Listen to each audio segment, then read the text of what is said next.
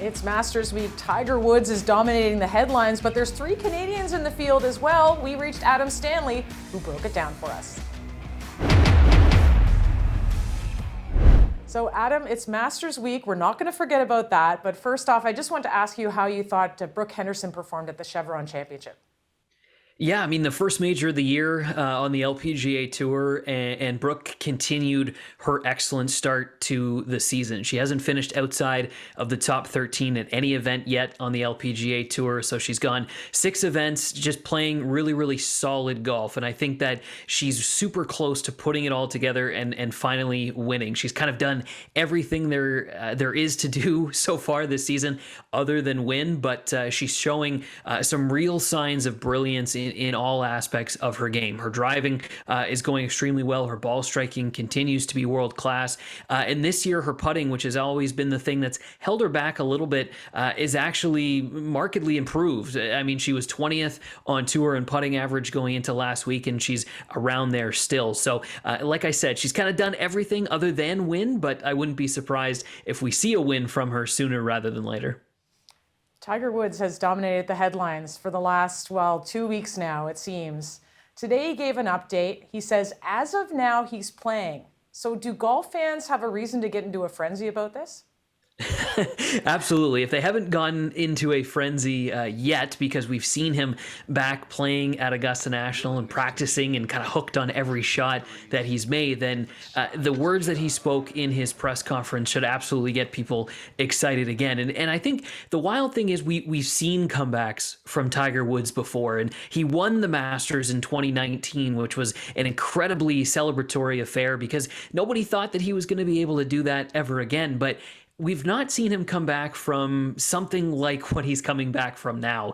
This is a guy who said, on the record and repeated it, amputation was on the table for this guy's leg. And yet here he is making one of the most difficult walks in all of golf, looking comfortable, looking happy, and his golf game looks really, really good. Playing the Masters, there's more to just making swings and making putts. You have to walk an incredibly hilly golf course. That seems to be the lone factor that he's still balancing as we inch ever closer to Thursday's start. But as it stands right now, Tiger Woods looks very good, sounds very good, and I think he's just given us all a big reason to be excited this week. There's going to be excitement for Canadians as well. 3 of them in the field, of course, Mike Weir, Mackenzie Hughes, Corey Connors. Lots of upside to these players. How do you think they'll fare?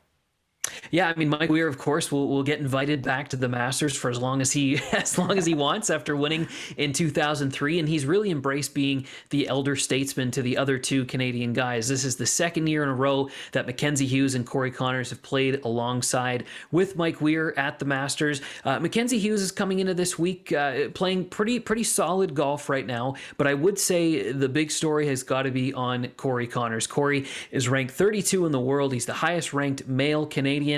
He just won 3rd place. He won 3rd place at the match play a couple weeks ago, defeating former world number 1 Dustin Johnson in the consolation final. He's finished in the top 10 at the last 2 Masters, and he's just got all the little things that you need to be doing right at Augusta National in order to contend and really compete at this major. So out of all the guys who are maybe some long shots, if you will, I think Corey Connors has the best chance to actually win and maybe take this one across the finish line about 20 years after Mike Weir did it. Be great to see another Canadian in a green jacket, that's for sure. Listen, before we let you go, outside of the Canadians, of course, who is a player that you're watching this weekend? Yeah, the cool thing about the Masters is that there are so many storylines every single year. It's a limited field. It's one of those events that really transcends sport, but there are no shortage of other guys to keep an eye on this week. But the guy who's got the biggest spotlight on him, other than Tiger Woods, of course, is, in my opinion, Rory McIlroy. Rory's aiming to win the Grand Slam for the 8th time. The Masters is the only tournament that has eluded him. He's won all the other majors. And I think actually with Tiger Woods in this field, it takes a little bit of the shine off of Rory. There's not as much pressure because not as many people are talking about him, but he feels comfortable, he feels good, and maybe this is the year that Rory finally gets that monkey off his back and does something that only a very small handful of guys have ever done in the history of this game. So I like Rory a lot this week, other than the Canadians and, of course, other than Tiger Woods.